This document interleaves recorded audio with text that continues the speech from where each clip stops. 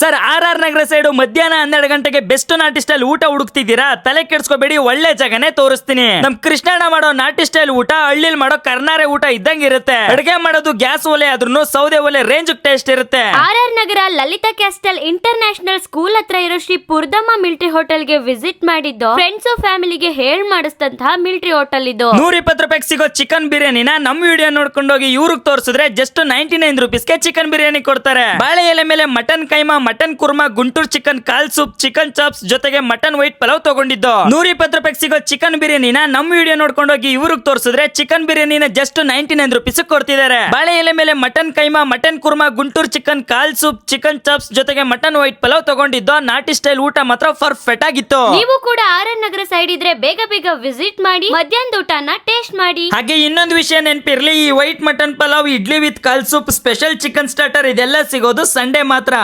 ತುಂಬಾ ಚೆನ್ನಾಗಿದೆ, ಹಳ್ಳಿ ಸ್ಟೈಲ್ ಇದೆ, ನಾಟಿ ಸ್ಟೈಲ್ ತುಂಬಾ ಚೆನ್ನಾಗಿ ಮಾಡಿದ್ದಾರೆ. ವೈಟ್ ಬಿರಿಯಾನಿ, ಕೈಮಾ ಪ್ರತಿಯೊಂದು ತುಂಬಾ ಚೆನ್ನಾಗಿದೆ. ಸೊ ಸಂಡೇ ಮಾರ್ನಿಂಗ್ಗೆ ನಾನ್ ವೆಜ್ಗೆ ಮತ್ತೆ ಒಳ್ಳೆ ಕಾಲ್ ಸೂಪು, ಇಡ್ಲಿ ಪ್ರತಿಯೊಂದು ಸಿಗುತ್ತೆ. ನಾನಂತೂ ತುಂಬಾ ಎಂಜಾಯ್ ಮಾಡಿದ್ದೀನಿ. ನನ್ನ ಫ್ಯಾಮಿಲಿ ಜೊತೆ ಎಲ್ಲ ಬಂದಿದ್ದೀನಿ. ಅದರಲ್ಲೂ ಈ ವೈಟ್ ಮಟನ್ ಬಿರಿಯಾನಿ ಅಂತೂ ಕ್ಲಾಸಿಕ್ ಆಗಿದೆ. ಒಂದ್ಸಲ ಟ್ರೈ ಮಾಡಿ.